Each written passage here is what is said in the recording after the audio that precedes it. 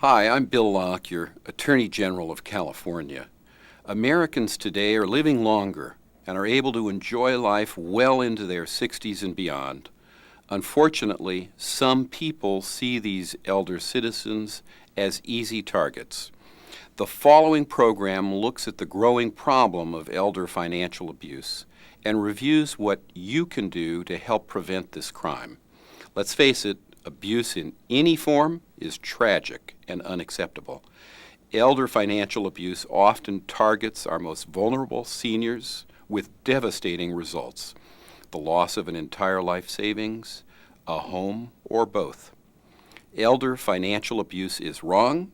It should be reported. It must be stopped. As an employee of a financial institution, you are in a unique position to help prevent elder financial abuse. You may be the first to notice that a senior customer is doing something out of the ordinary, is being wrongly influenced by a stranger, a caregiver, or even a trusted family member. If you suspect elder financial abuse, follow your bank's policy for reporting this kind of problem. Your caring and vigilance can make a difference in the lives of elder Americans. Thank you.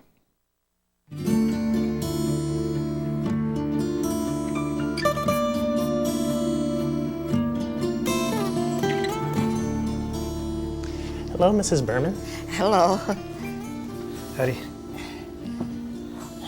How are you today? Oh, I'm all right, I guess, for an old lady. Oh, come on, Ma. You're gonna outlive us all. What can I do for you, Mrs. Berman? I need to take some money from my savings account. What can we help you with today, Mr. Mason? Well, I want to get an attorney. An attorney? Power of attorney, dear. Power of attorney. Well, hi, Mrs. Ito. It's not often I get to see you twice in one day. That's true, Arthur. But I need to withdraw some more money. Well, of course. What you've just seen may look like typical interactions. In fact, you probably have similar encounters every day.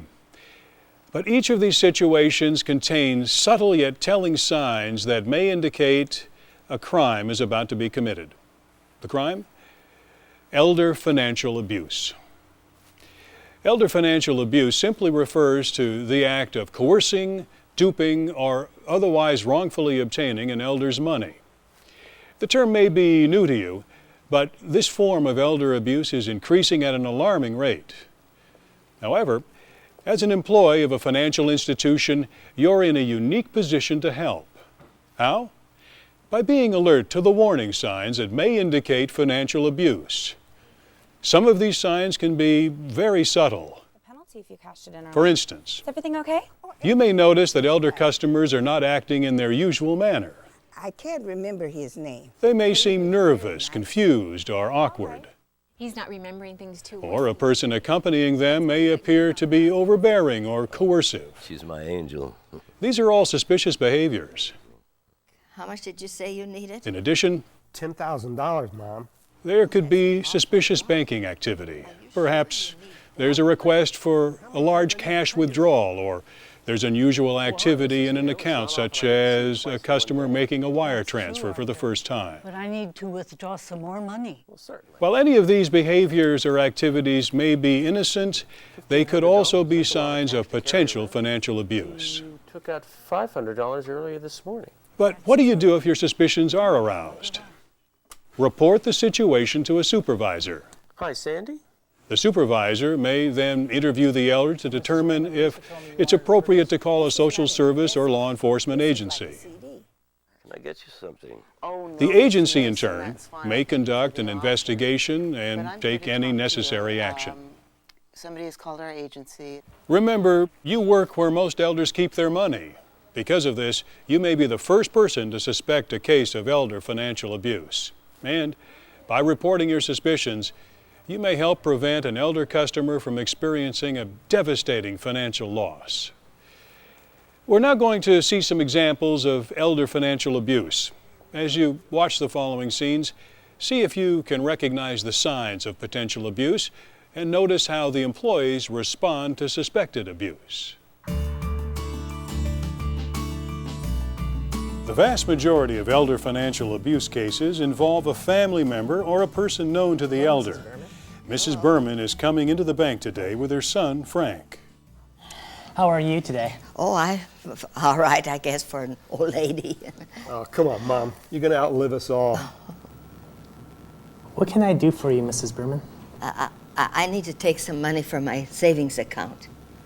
No problem. How much do you need? Frank, how much did you say you needed? $10,000, Mom. Oh, that's an awful lot. Are you sure you need that much? Yes. And how many times I need to tell you that?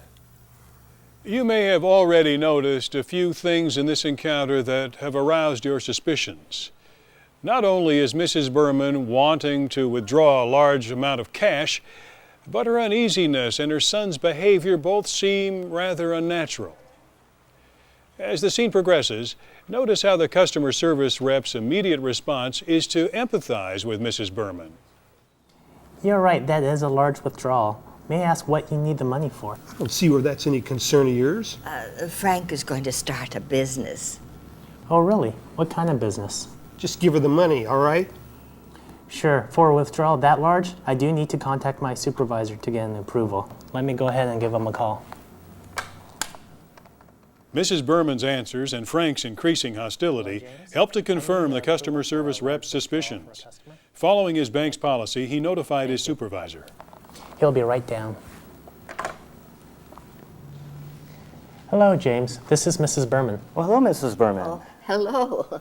Would it be all right if I spoke to you for a few minutes about your withdrawal? Of course. Oh, great. Let's come into the conference room. Oh, excuse me. I think it'd be best if I spoke to your mother alone. Would that be all right, Mrs. Berman? Yeah, of course. Frank, you wait here. Great. Notice how James asked to talk to Mrs. Berman alone and in private. This will help Mrs. Berman speak freely and openly. Thank you. Also, when interviewing an elder, as James is about to do, make sure to show your concern and do your best to make the elder feel comfortable. In addition, your questions should be clear, factual, and non-threatening. Let's watch and see how James handles the situation.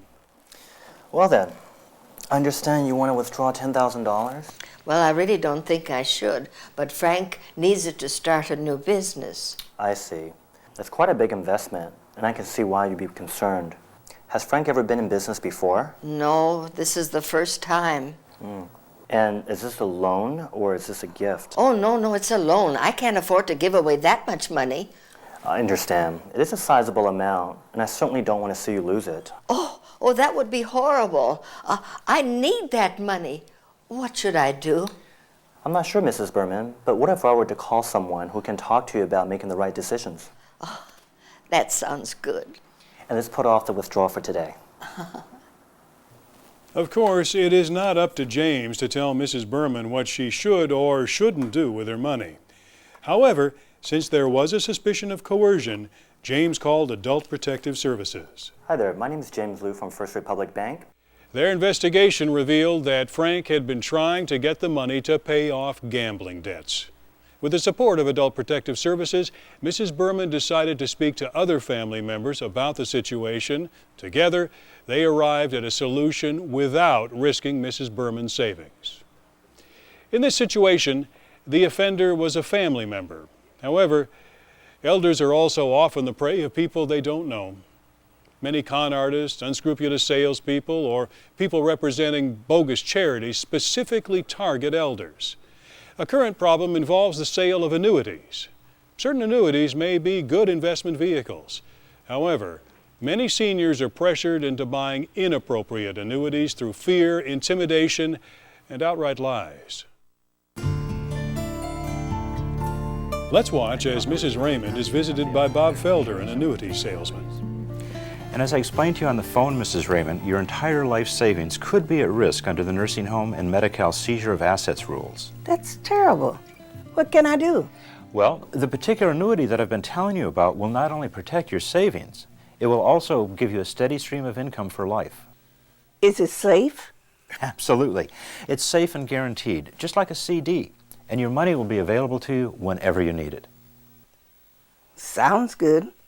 You mind if I think about it a bit? No, sure. Take your time. But you know, today is the last day that this particular annuity will be available, and I'd really hate to see you miss out on this opportunity. You really think it's all right? Believe me, this is exactly what you need. Now, let's fill out the form. How do you spell your first name again? As you noticed, Bob preyed on Mrs. Raymond's fears by making her believe her current savings are at risk. However, annuities are actually much riskier than the FDIC-insured CDs Mrs. Raymond now owns. And although it's true Mrs. Raymond could withdraw her money whenever she wanted from the annuity, Bob did not mention there would be a substantial surrender charge. As a bank employee, how can you prevent someone, like Mrs. Raymond, from being financially exploited? Probably more than you realize. Hello, Mrs. Raymond. How can I help you today? Could I get a cashier's check for my CD, please? Of course. But this CD isn't due for another 8 months, and I'm afraid you'll be charged a penalty if you cashed it in early. Is everything okay? Oh, I'm doing fine, dear. But the man said that he would pay the penalty for me. Who is that? I can't remember his name, but he was very nice. I'm getting a CD annuity. A CD annuity? I think that's what he called it. All right. Mrs. Raymond, would you mind speaking to my supervisor? I think it would be best if he handled this. Yes, that'd be all right. Hold on for 1 minute, please. Lisa first became suspicious when Mrs. Raymond asked to cash out her CD before its maturity date. Since most people redeem their CDs early only in an emergency, Lisa naturally asked if everything was all right. Mrs. Raymond's answer and her confusion about the difference between CDs and annuities, and even the name of the salesperson, were immediate warning signs for Lisa, who then called her supervisor. Mrs. Raymond, this is Dawn Simmons. Hi, Mrs. Raymond. It's a pleasure to meet you. I'm glad to meet you, too. I understand you'd like to cash in your CD. That's right. Why don't we come into my office and see what we can do? All right. In the following dialogue, notice how Don respectfully questions Mrs. Raymond about her annuity. He makes every effort to be helpful and not to make Mrs. Raymond appear foolish or unknowledgeable. Well, Mrs. Raymond, Lisa told me you wanted to purchase an annuity with the money from your CD. That's right. Some annuities can be wise investments. This is not an investment. This is like a CD. You may have been given some bad information. Some annuities are While talking with Mrs. Raymond, Don realized she had no idea what she had purchased. Fortunately, with the help of Adult Protective Services, Mrs. Raymond was able to cancel the policy. Another popular method of getting money from an elder is known as the sweetheart scam. In this scam, a younger person gains the trust of an elder. Then, using lies and manipulations, the sweetheart cons the elder out of his money. Let's look at a typical example. And this is our library. Oh, who's that man over there? That's Mr. Mason, Mr. Robert Mason. Oh, he looks a bit down. He's been very depressed since his wife Edie died last year. Well, maybe I could cheer him up. If you could, you'd be the first volunteer who has. Hi, Mr. Mason? Yes? Hi, I'm Sarah. I knew your wife, Edie. You did? Yes, I'm so sorry you lost her. She was a wonderful person, and I felt very close to her. Oh, God, you knew her. Yes, I did. And Edie was right. You are a very handsome man. Over the next few weeks, Sarah continued to ingratiate herself to Mr. Mason. She frequently visited him and encouraged him to spend more time with her and less time with other people. In fact, before long, Sarah was indispensable to Mr. Mason, and he couldn't imagine life without her. Sometimes, if I go the other way... Oh, wait, you need more milk? No, let me get that for you. Oh, no, I can No, get my that's own. very sweet of you, but you just sit back, do your crossword. I'll be right back. I want to do everything for you.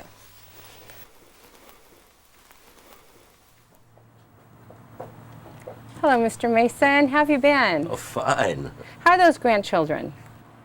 Oh, we don't really see them too much anymore, do we, dear? That's too bad. How can we help you today, Mr. Mason? I want to get an attorney. An attorney? You mean power of attorney, dear. Oh, yeah. The power of attorney. He's not remembering things too well these days. And that's why you like me to help out, isn't it, dear? Oh, she's my angel. My guardian angel. All right, we have a form that we can use to appoint you power of attorney on Mr. Mason's account. I will need to get my supervisor's help, so I'm going to give her a quick call and have her come over and help. The new accounts representative was naturally suspicious of this situation. Not only did Mr. Mason seem confused and unsure of what he wanted to do, he also seemed under the control of Sarah. For these reasons, the representative thought it would be best if her supervisor handled Mr. Mason's request. Hi, Mr. Mason. I'm Janice Wilson. And this is Sarah. Hi. It's nice meeting the two of you. I understand that you would like to appoint a power of attorney. Is that what we want? Oh, yes, dear. Yeah, that's right, yes. Well, why don't we go into my office and we'll see what we can do. Oh, okay. It's probably best if I speak with Mr. Mason by himself. Oh, I never go anywhere without my Sarah. Oh, and I'll need to help explain things to him. And you're more comfortable when I'm there, aren't you, dear? I am much more comfortable. Well then, shall we? Janice immediately sensed that Mr. Mason might be under the influence of Sarah. Okay, now you sign right here, dear. However, since she was unable to talk to Mr. Mason alone, she had no choice but to comply with Mr. Mason's wishes. Well, great. That's that. It will take about 6 working days to process this. So thank you very much. Thank you. Thank you, Mr. Mason. Have a nice day. Bye. Thank you. Normally, a power of attorney would be processed in 1 day. However, since Janice strongly suspected financial abuse, she told Mr. Mason it would take 6 days. This gave Janice time to call Adult Protective Services and report the transaction. Can I get you something? Oh, no, Mr. Mason. That's Fortunately, Adult Protective Services immediately investigated the situation. They concluded that Mr. Mason was a victim of undue influence by Sarah. In collaboration with local law enforcement, they also discovered that Sarah had a previous conviction for fraud. When Mr. Mason was made aware of this, he broke off the relationship and a crime was prevented. A restraining order was also issued that prohibited Sarah from making further contact with Mr. Mason. In addition, he was referred to the county Senior Money Management Program. Another common type of fraud that is used on elders involves unscrupulous contractors. Often these people work in teams to extract as much money from the elder as possible. Let's see how one such scheme works. Well, hi, Mrs. Ito. It's not often I get to see you twice in one day. That's true, Arthur. But I need to withdraw some more money. Well, certainly. In the following interaction, notice how Arthur shows his concern and willingness to help Mrs. Ito. He also makes an important observation. $1,500. That's a lot of cash to carry around. And I see you took out $500 earlier this morning. That's true. That was to pay the man who fixed my driveway, even though it looked okay to me. Can I ask what this withdrawal is for? Well, when they dug up the driveway, they hit the sewer line. Now the men say I have to pay to get it repaired. Really? Which men told you this? The sewer inspectors. I see. Well, wow, $1,500 though, that's a big expense. And it seems funny they'd ask for cash, too. Maybe my supervisor can help with this. Do you mind if I talk to her? No, not at all. Because Arthur's suspicions were aroused by Mrs. Ito's story, he decided to have his supervisor question Mrs. Ito in more detail. She's on her way. Hi, Sandy. I'd like you to meet Mrs. Ito. How are you, Mrs. Ito? I'm Sandy Albright. I'd like to ask you a few questions. Certainly. Why don't we go back to my office where it's more comfortable? Oh, that surely would be nice. I've been doing so much running around today. Is that right? Are you starting to get In the following interview, notice how Sandy shows her concern and asks factual, non-threatening questions. She also offers Mrs. Ito an option other than withdrawing a large sum of cash. That's so nice. I hear you've had quite a day. I should say I have. Well, Arthur tells me that you're here for a cash withdrawal in the amount of $1,500, and this is for a sewer repair? That's right. I'm just concerned about you having that much cash and carrying it around. Did you consider writing a check? I thought about it, but the inspectors said they can only take cash. And what inspectors might these be? The city sewer inspectors. Do you have a telephone number? I'd like to give them a call. No, but they're right outside waiting for the money. That doesn't sound right to me. You know, Mrs. Ito, I hate to tell you this, but they're con artists that have been tricking people out of their money lately. You mean those aren't really inspectors? No, I don't think so. Oh, I've been such a fool. Listen, Mrs. As the Ito, conversation continues, Sandy prevents Mrs. Ito from feeling foolish by telling her it could happen to anyone. And she never makes Mrs. Ito feel the credit union's concern is simply because of her age. Mrs. Ito, this is not your fault. These men are so convincing they could fool anyone. Perhaps we should call the police. If you think that's the best. I do. Now, I want you to try. Since the scam artists were waiting outside the building, Sandy decided to call the police. Thanks to the customer service rep's observations and Sandy's quick response, Mrs. Ito's situation had a positive outcome. The police immediately responded to Sandy's call and were able to apprehend the fake city inspectors as they stood outside the bank. They were sentenced for fraud and are now serving time. Mrs. Berman, Mrs. Raymond, Mr. Mason, and Mrs. Ito. These are just 4 examples from the hundreds of thousands of cases of elder financial abuse that occur every year in the U.S. You sign right here, dear? However, each case demonstrates the possible warning signs you should look for when conducting business with an elder. Hello, Mrs. Raymond. First and foremost, be alert and trust your instincts and suspicions. But this CD isn't due for Is the elder's behavior suspicious? Do they appear nervous or confused? I don't see where that's any concern of yours. Is someone with the elder behaving suspiciously or acting domineering or coercive? And that's why you like me to help out, isn't it, Jerry? Any of these signs are red flags that may point to elder financial abuse. $1,500, that's a lot of In cash. addition, you should be wary of any suspicious banking activity. For instance, is there a large withdrawal or any unusual activity in the account? Again, these are all warning signs. Even though it looked okay to me. I do need to contact my supervisor to get. If you even suspect a situation of financial abuse, it is better to err on the side of safety and report your suspicions. Hello, James. Remember, as a financial institution employee, you are often the first person who can spot a potentially abusive situation. And your response is crucial. Crucial because it may help to prevent a devastating financial loss to an elder customer.